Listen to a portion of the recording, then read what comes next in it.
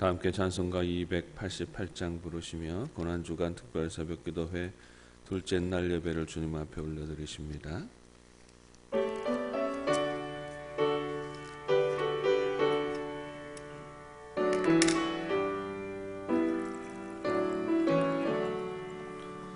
예수를 나의 구주 삼고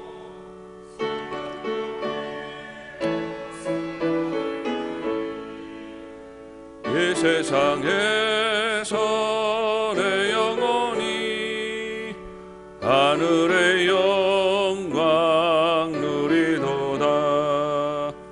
이것이 나의 간증이요 이것이 나의 찬송일세. 나 사는 동안 끊임없이 구주를 찬송하리로다. 주 안에 귀를 맡긴 내 영 사랑의 음성을 듣는 중에 천사들 왕래하는 것과 하늘의 영광 보리로다. 이것이 나의 간증이요 이것이 나의 찬송일세. 나 사는 동안 끊임없이 구주를 찬송하리로다. 주 안에 기쁨 누림으로 마음의 풍망이 잔잔하니 세상과 나는 간 곳 없고 구속한 주만 보이로다. 이것이 나의 간증이요 이것이 나의 찬송일세. 나 사는 동안 끊임없이 구주를 찬송하리로다.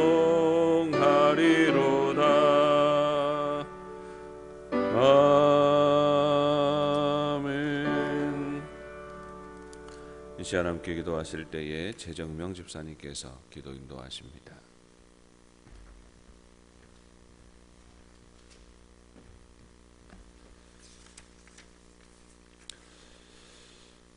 우리를 구원하시려 독생자까지 내어주신 하나님 아버지, 고난주간을 맞이하여 하나님의 마음을 헤아려 봅니다. 사랑의 하나님 아버지, 예수님은 우리의 모든 죄를 짊어지시고 고난당하심으로 우리에게 참 생명과 평안을 주셨습니다. 그러나 우리는 주님의 고난을 깨닫지 못하고 우리에게 맡겨진 십자가의 고난을 외면한 채 헛된 욕망을 가지고 살아왔습니다. 이 시간 우리의 모든 죄를 주님께 아뢰니 용서하여 주시옵소서. 우리를 위해 고난당하신 주님, 이 시간 간절히 기도합니다. 십자가의 은총으로 다시 한번 새로워져서 주님께서 허락하신 사명과 직분을 잘 감당함으로 택한 백성으로서의 임무를 충실히 이행하게 하옵소서. 또한 주님께서 우리를 위하여 십자가에 죽으신 것처럼 저희도 이웃과 형제를 위하여 주님의 사랑을 베풀게 하시고 살아도 주를 위해 죽어도 주를 위해 죽을 수 있는 귀한 믿음 허락하여 주시옵소서. 아버지 하나님, 위중한 우리나라를 위해 기도합니다. 지금 코로나19로 경제가 마비되어 모든 이들의 삶이 충격과 공포 속에서 어렵게 지내고 있습니다. 속히 코로나19가 종식되어 어린 아이들과 청소년들이 말씀을 배우며 뛰노는 교회가 온 성도가 교제하고 찬양하며 기도로 하나 되는 온전한 예배의 자리가 회복될 수 있도록 역사하여 주시옵소서. 그리고 곧 있을 4.13 총선에서도 시장 경제가 회복되고 정의와 공의가 실현되며 국민이 안심하는 나라, 고통으로부터 해방되어지는 나라가 될 수 있도록 참되고 신실한 국회의원이 뽑혀지게 하옵소서. 사랑의 아버지 하나님, 고난 중에 드리는 이 새벽 기도를 기뻐 받아주시고 저희가 십자가의 길을 가며 예수 그리스도를 위하여 오직 참된 평화의 걸음을 걷게 하옵소서. 오늘도 주의 말씀을 통해 십자가의 고난을 깨닫게 하시고 우리도 희생의 제물로 드려지게 하옵소서. 그리고 말씀을 전하시는 우리 목사님에게도 기름 부음과 영육간의 강건함을 허락하시어 말씀이 살아 움직이게 하시고 성도들 가슴 깊은 곳까지 성령의 충만함을 다하여 주시옵소서. 우리를 위해 고난 받으신 예수님 이름으로 기도드립니다. 아멘.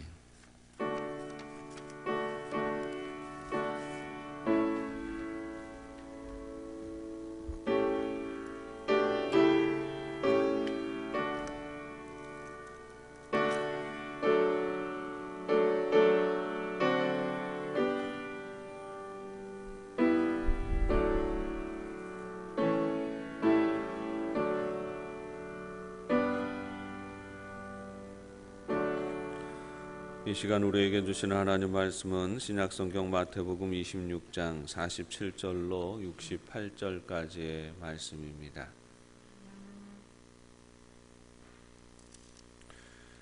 마태복음 26장 47절부터 68절까지 말씀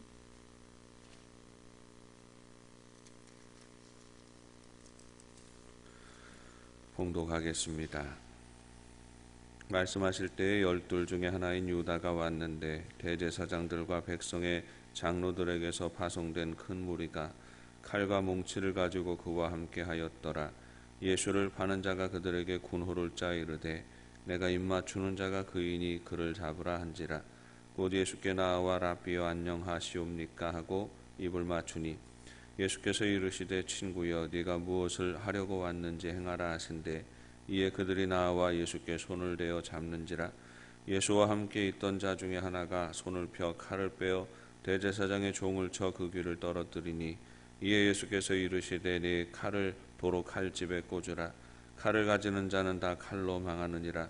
너는 내가 내 아버지께 구하여 지금 12 군단 더 되는 천사를 보내시게 할 수 없는 줄로 아느냐. 내가 만일 그렇게 하면 이런 일이 있으리라 한 성경이 어떻게 이루어지겠느냐 하시더라.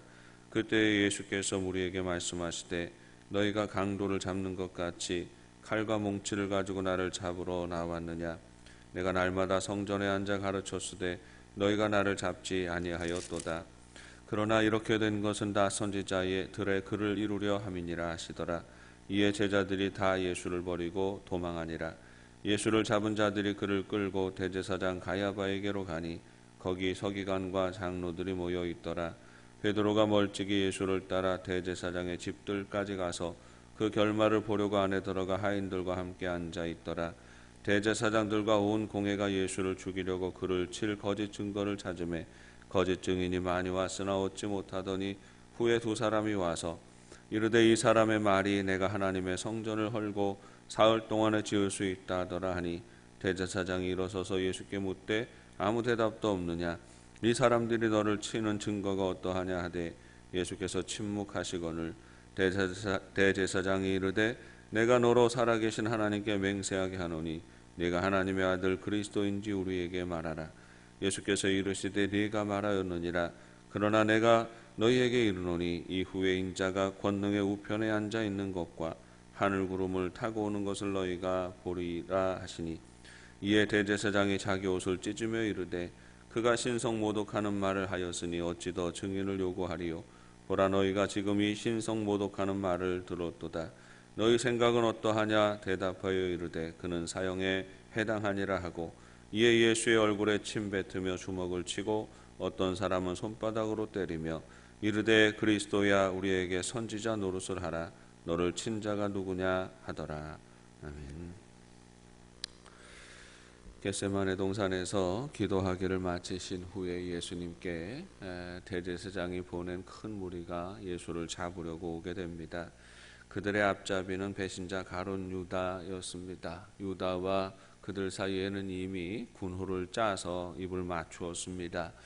유다가 나아가서 예수를 찾아서 예수님께 입을 맞추게 되면 바로 그 입 맞추는 이가 예수이다. 그러니 너희가 그를 잡으라 미리 약조를 하고 다가오게 되는 것입니다. 그런데 예수님은 이미 그 속셈을 다 알고 계셨습니다. 유다가 무슨 짓을 할지, 그리고 이어서 그 군사들이 무슨 짓을 할지 다 알고 계셨습니다. 그러나 그 일을 알지 못하는 이들은 분노하지요. 제자들은 화가 났습니다. 분노해서 칼을 빼어서 저항하고 싸우려고 하는 것입니다. 그러나 이 모든 사태의 진행을 알고 있는 예수님은 제자들을 진정시킵니다. 분노하여 대적하지 말라 하고, 그리고 순순히 잡혀가십니다.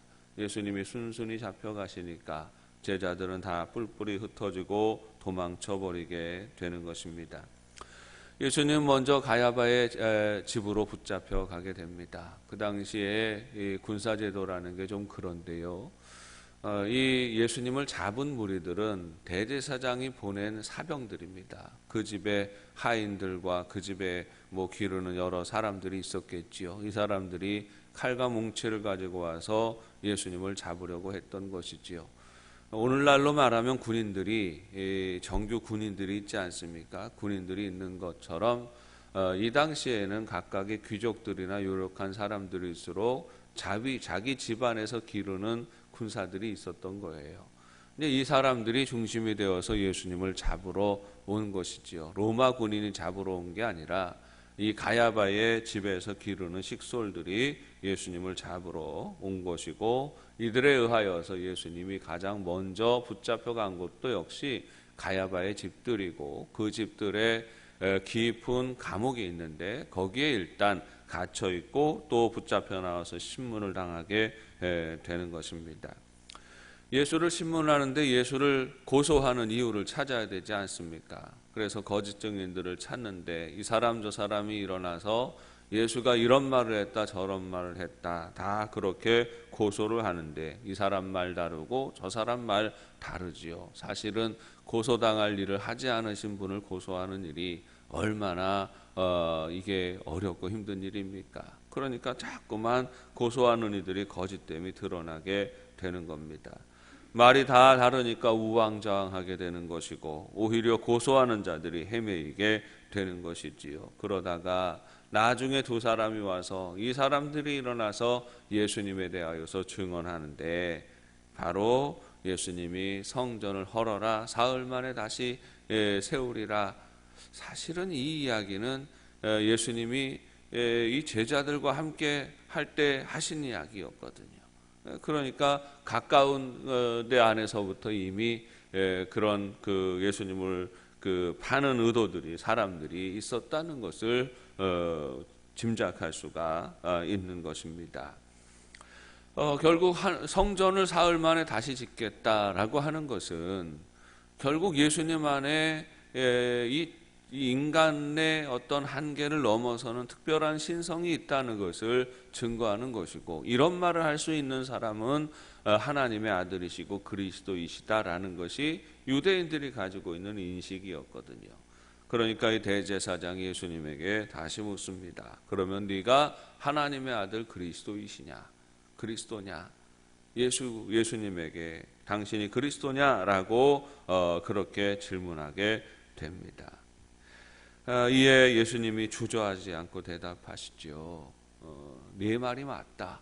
내가 그리스도다. 그러나 너희가 더 큰 것을 보게 될 것이다. 이렇게 말씀하시지요. 인자가 권능의 우편에 앉아 있는 것을 보게 될 것이고 하늘 구름을 타고 오는 것을 너희가 보게 될 것이다. 이제 예수님이 하나님의 아들 그리스도이시지만, 그러나 그것이 단지 피상적인 증언이 아니라 이제 예수님이 모든 그 만 백성들의 심판주로 서게 되시는 것과 하늘 구름을 타고 임하시고 모든 통치자들을 깨뜨리시고 다스리시는 이런 모습으로 임하시게 될 것을 보게 될 것이다. 이렇게 말씀하시는 것이죠. 이 말에 대제사장이 확 뒤집어집니다. 그리고 단정하여서 이 일은 신성모독이고 신성모독한 이 죄로 인하여서 예수는 죽어 마땅한 자이다 선언하게 되는 것이지요. 사람들에게 묻습니다. 너희는 어떻게 생각하느냐? 사람들이 대답하지요. 군중들이 군중 심리에 몰려서 대답합니다. 예수는 사형에 처하여야 한다고 고발하게 되는 것이죠. 여러분, 우리는 왜 예수님이 이 고발당하셨는지, 왜 예수님이 사형을 당하셨는지 그 죄명을 확인할 필요가 있습니다. 예수님에 대해서 송사하는 수많은 소리들이 있었습니다마는 결국은 예수님을 사형에 이르게 하는 죄가 무엇입니까? 예수가 그리스도이시다라는 사실 때문입니다. 예수님은 그리스도이시기 때문이지요. 놀랍게도 예수님이 그리스도이시다라는 이 증언이 예수님이 사형당하시는 이유가 되는 것입니다. 그런데 여러분이 예수님이 사형당하시는 이 죄명이 무엇입니까? 그 죄명은 예수님께서 이 땅에 오신 이유가 되는 것이고, 그리고 모든 그리스도인들의 신앙의 고백이 되는 것입니다. 어제 말씀을 통하여서 우리가 예수님이 왜 예루살렘을 향하여 올라오셨는지를 생각했습니다. 왜 예수님이 예루살렘까지 올라가십니까? 갈릴리를 떠나서 예루살렘까지 가시는 중요한 이유가 무엇입니까? 제자 베드로의 고백을 증거하시기 위함이죠. 거기에 예수님이 이 땅에 오신 중요한 이유가 있기 때문입니다. 예수님은 그리스도이시기 때문에 갈릴리를 떠나 예루살렘으로 올라가셨던 곳이고, 거기에서 예수님이 메시아로 예루살렘 성으로 들어가셨던 것 아닙니까? 예수님이 그리스도이시기 때문에 예수님이 하늘에서 내려오셔서 인간의 자리로 내려오셔서 낮고 천한 자리로 내려오셔서 십자가를 지시게 되는 것 아닙니까? 예수님이 죽으시는 이유는 바로 예수님이 그리스도이시기 때문이다라고 성경은 증거하고 있는 것입니다. 누구에게는 신앙의 고백이 되는데 누구에게는 죽여야 하는 이유가 되는 것이죠. 예수가 그리스도이시고 우리의 구원자가 되신다는 사실은 사실 그 믿음을 가지는 이들에게 오늘날에도 심각한 위협이 되기도 합니다. 여러분, 그리스도인들이 세상을 살아가는 가운데에 그냥 적당히 어울렁더울렁 살아가면 아무 문제가 없지만 예수가 그리스도이시다라는 사실을 명확하고 분명하게 선포하며 살아갈 때에 그로 말미암아 고난당하고 어려움을 당할 때가 있습니다. 지금도 수많은 선교지에서 수많은 선교사들과 수많은 믿음의 백성들이 죽임당합니다. 감옥에 가기도 하고 또 수많은 고통을 당하기도 합니다. 왜 그런 줄 아십니까? 예수가 그리스도이시다라는 사실을 증언하기 때문입니다. 그 일에 대해서 타협하지 않기 때문입니다. 오늘날 우리 삶의 자리에서도 마찬가지입니다. 종교의 자유가 있다는 곳에서도 마찬가지죠. 우리가 살다가 보면 주님을 잡으러 온 무리들처럼 우리의 신앙의 고백에 대해 우리가 도전받을 때가 있습니다. 예수님만이 그리스도라고, 예수님만이 구원자가 되신다고, 그 이유만으로 고난받고 공격받을 때가 있는 것입니다. 너희들 예수 믿는 사람들은 왜 그래? 왜 예수님만 구원자라고 그렇게 고집하는 거야?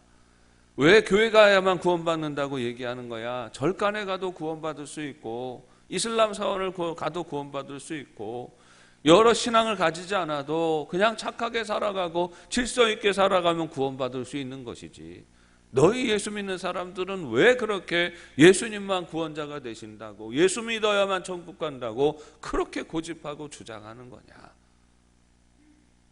예수 믿는 사람들이 신앙을 분명히 하면 분명히 할수록 예수를 믿지 않는 사람들과 예수를 대적하는 사람들은 오히려 공격성을 높이는 것이지요. 비난하고 조롱하고 공격할 때가 있는 것입니다.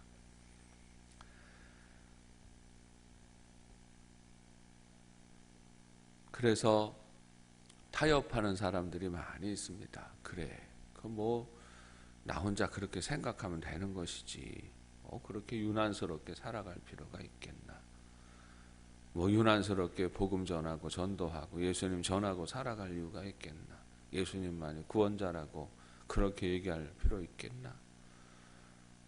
다 각자 알아서 착하게 살아가면 구원받을 수 있는 거고, 절간 가서 극락 가면 되는 거고, 예수 믿으면 천국 가면 되는 거고, 꼭 신앙생활 하지 않아도 종교생활 하지 않아도 그냥 착하게 열심히 살아가면 그 사람도 구원받는다고 천국 간다고 얘기해 주면 되지, 굳이 뭐 그렇게 내가 내 신앙에 대해서 유난스럽게 선언할 필요가 있나? 라고 생각할 수도 있습니다만, 그런데 그리스도인은요, 바로 그렇게 생각하는 순간에 죽어버립니다. 그 소리를 받아들이게 될 때 우리 신앙을 잃게 되는 것이죠. 예수를 떠나게 되는 것입니다. 복음은 선명해요.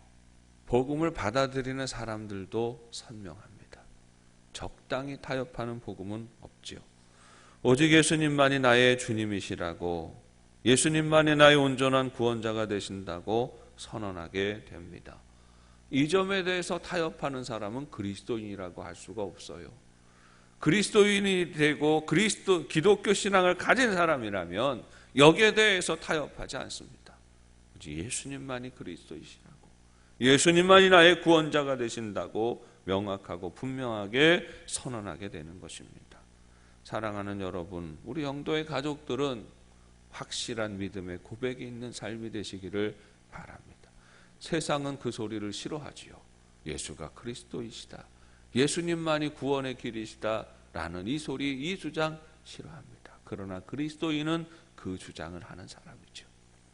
예수님만이 나의 그리스도이시고 나의 구원자가 되신다는 온전한 믿음의 고백으로 주님의 증거자가 되는 복 있는 삶이 되시기를 바랍니다. 붙잡히신 예수님은 거듭되는 신문 중에 비난과 고난을 당합니다. 조롱과 멸시를 당합니다. 그래도 예수님은 의연하십니다. 아무런 요동도 없이 묵묵히 주님이 감당해야 하는 시간들을 견디어 내시는 겁니다. 그런데 참 이상하게도 예수님이 이렇게 의연하고 그냥 요동함이 없이 신문을 받으시잖아요. 그러니까 신문하는 이들이 오히려 흥분하게 되는 거죠. 예수님을 공격하는 이들이, 힘 있는 자들이 오히려 흥분하고 분노하게 되고 더 악독해지게 되는 거지요. 여러분, 여기에 사탄의 특징이 있습니다. 악독한 자들은 자신들이 수세에 몰린다 생각하면 더 악독하지요. 더 지독하게 행하고 악담과 비난과 악행을 쏟아내게 됩니다. 의연하면 의연할수록, 의인들이 의연할수록 악인은 더 분노합니다. 하나님의 사람들이 의연하게 믿음을 지키면 지킬수록 악인들은 더 분노하는 거예요. 만약에 예수님의 제자들이 칼을 빼어서 저들과 저항했으면 오히려 악한 편에 서 있던 이들은 오히려 더 의연하게 대처했을 겁니다. 그러나 칼로 대항하지 않았어요. 의연하게 수많은 공격과 비난과 멸시와 조롱을 받을 때에도 의연하게 그것을 예수님은 감당해 내시는 겁니다. 그러니까 악인들이 더 악독해지는 것이죠. 왜 악인들이 악독해질까요? 믿음으로 살아가는 이들이 그 믿음을 드러낼 때에 왜 더 악랄하게 그 믿음을 비난하고 회방하려 들까요? 여러분, 복음은 거기에서 능력이 나오기 때문이에요. 복음은 예수 그리스도를 믿는 그 고백으로 의연하고 묵묵히 살아가고 선명하게 살아갈 때에 능력이 나타납니다. 복음은 선명해져야 합니다. 오직 예수만이 그리스도이시다라는 고백이 단호하고 선명해야 합니다.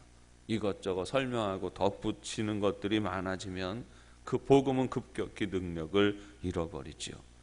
복음의 능력이 나타나는 신앙인은 단순하고 선명합니다. 핑계하고 설명할 거리들을 찾아내지 않아요. 기면 기고 아니면 아니지요. 오직 예수님만이 나의 구원자가 되십니다 하고 믿고 고백하는 사람들은 그렇게 살아요. 기면 기고 아니면 아니지요. 물질도 명예도 권세도 예수 그리스도를 대신할 것이 내 인생에는 없습니다라고 고백하고 그렇게 살아보세요. 그러면 역사가 일어나는 거죠. 왜 그리스도인 안에서 능력이 나타나지 않고 왜 복음을 가진 이들에게서 능력이 나타나지 않습니까?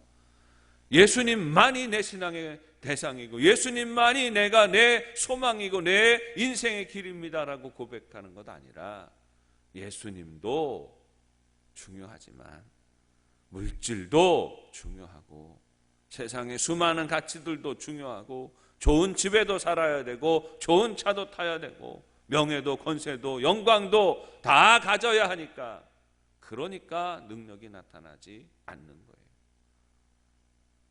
복음은 선명해질수록 역사가 나타나고 복음은 선명해질수록 능력이 일어나는 것입니다.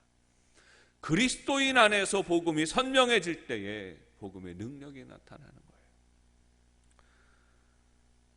그리스도가 우리 인생에 선명하지 않으니까 능력이 안 나타나는 것이죠.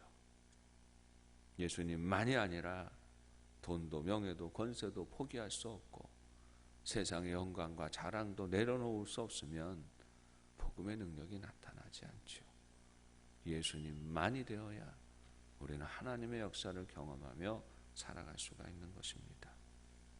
사랑하는 여러분, 우리는 예수가 그리스도이시다라는 고백이 삶이 되어야 합니다. 예수님은 대제사장 앞에서 예수가 그리스도이심을 단호히 말씀하십니다. 오히려 더 강력하게 말씀하시죠. 강력하게 증언하십니다. 왜 예수님이 스스로에 대해서 이렇게 선언하는 일들에 대해서 주저함이 없으실까요? 바로 이 모습이 예수님을 따르는 이들에게 모범이 되기 때문입니다. 예수님은 길이 되시는 분이세요. 그러니까 예수님이 대제사장 앞에서 내가 그리스도이시다, 내가 그리스도이다, 내가 하나님의 아들이다라는 사실에 대해서 명확하게 말씀하셔야 되는 이유는 예수님이 그렇게 말씀하시는 것이 예수님을 따르는 이들에게 길이 되기 때문에 그래요. 예수님이 대제사장 앞에서 내가 그리스도이다라고 말씀하신 것처럼 주님을 믿고 따르는 이들의 삶 가운데는 예수가 그리스도이시다, 예수님만이 나의 능력이요 나의 소망이요 나의 구원자가 되신다라는 이 단호하고 분명한 믿음의 고백이 있어야 한다는 말입니다. 분노한 대제사장이 더욱 화를 내고 예수님께 침을 뱉고 비난하고 사형죄로 고소하게 되는 것이지요. 오늘 우리가 세상을 살아가는 중에 만나게 되는 두려움이 있습니다. 예수님만이 내 생명이고 구원이시라는 고백에 대한 도전이 일어날 때가 있어요. 아니야, 물질도 필요하지, 명예도 필요하고 권세도 필요하고 당신을 후원해주는 훌륭한 사람들도 필요하지. 실제적으로 그들이 예수보다 더 귀한 사람이야. 당신에게 중요한 것은 예수가 아니야. 당신이 충성할 대상도 예수가 아니야. 사람이고 돈이고 우리 공동체이지. 수많은 유혹 가운데 굴복하는 순간 그리스도인은 맛을 잃은 소금이 되는 거예요. 어떤 상황 가운데서도 예수만이 내 소망이요 능력이 되십니다. 생명이 되십니다. 고백하는 사람은 어떤 상황, 어떤 환경 속에서도 존중받는 그리스도인이 될 거예요. 그런데 세상의 여러 가지 압박과 위협에 굴복해서 예수만이 나의 생명이요 능력입니다라는 고백을 살짝 내려놓는 순간 맛을 잃은 소금이 되는 것이고 어디에서든지 버려지는 존재가 되는 겁니다. 신앙은 존귀해지든지 아니면 하찮아지든지 둘 중에 하나입니다.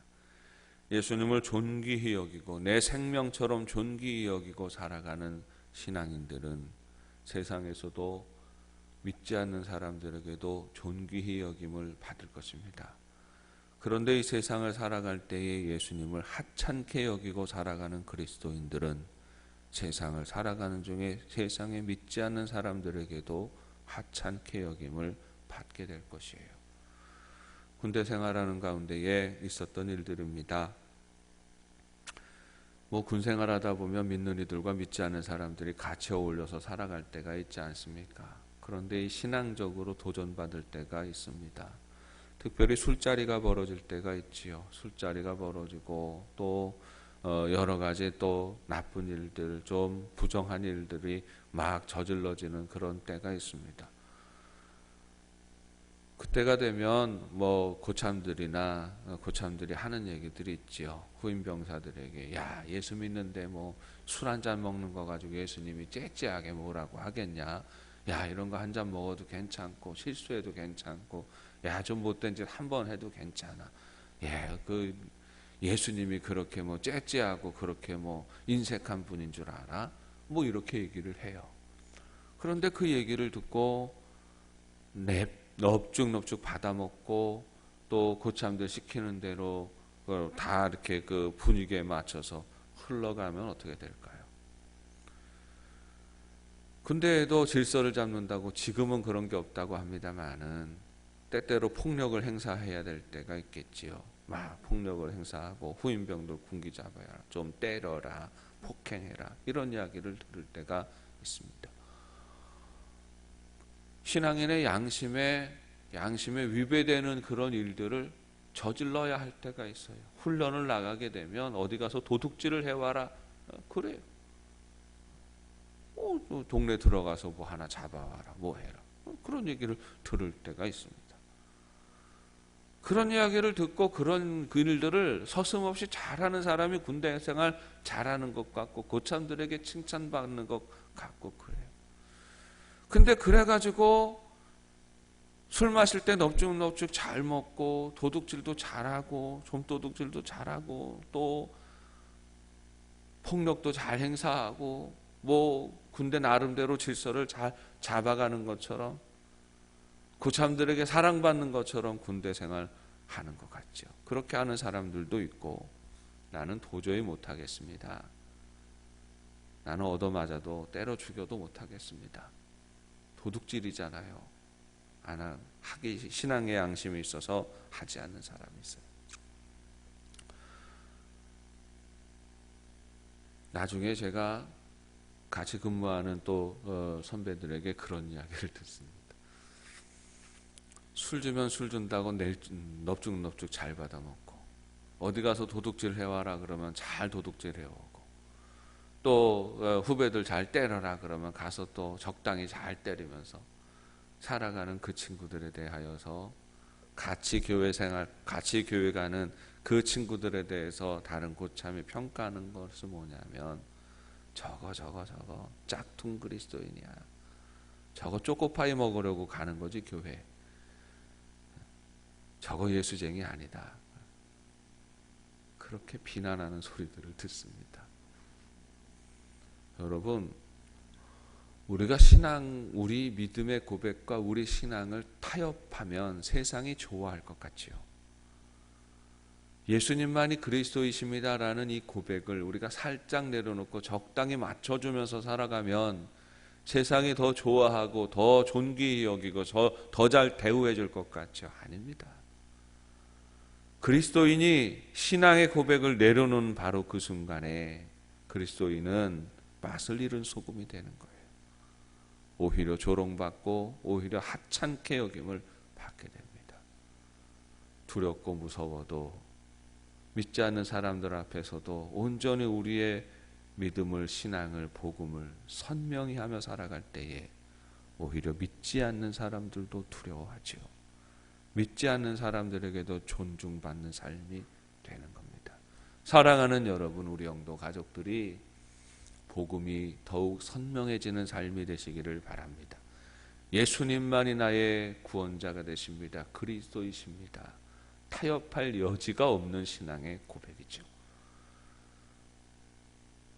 이 분명한 신앙의 고백이 매일매일의 삶 가운데로 그대로 이루어지는 삶이 되시기를 바라고 세상에서 그래서 존귀하신 우리 주님을 온전히 가슴에 품고 증거하고 세상에서도 존귀히 여김을 받는 복 있는 삶이 되시기를 주님의 이름으로 축원합니다. 기도하겠습니다. 사랑과 은혜가 풍성하신 아버지 하나님 은혜를 감사합니다. 한량없는 은혜와 사랑을 힘입어서 우리가 살아갑니다. 예수님이 그리스도가 되시기에 우리가 생명을 얻고 누리며 영생의 소망을 품고 살아가는 것을 깨닫습니다. 예수님만이 나의 구원자가 되시고 나의 생명이 되시고 능력이 되심을 온전히 고백하며 나아가는 우리 영도의 가족들이 되게 하여 주옵소서. 삶의 모든 자리에서 수많은 세상의 사람들과 부딪히며 살아갈 때에 하나님 우리의 신앙 고백이 타협함이 없게 하여 주옵시고 거룩한 삶의 질서를 잘 지키고 믿음으로 승리하는 삶이 되게 하여 주옵시고 삶의 모든 자리에서 존귀히 여김을 받는 복 있는 삶이 되게 하여 주옵소서. 예수님의 이름으로 기도합니다. 지금은 우리 주 예수 그리스도의 은혜와 하나님 아버지의 크신 사랑하심과 성령의 교통하시며 인도하심이 겸손히 주님 앞에 엎드리며 온전한 믿음의 고백을 세상 속에서도 지키며 살아가기 원하는 사랑하는 영도의 온 교우들 위해 이제부터 영원까지 함께 하시기를 간절히 축원하옵나이다.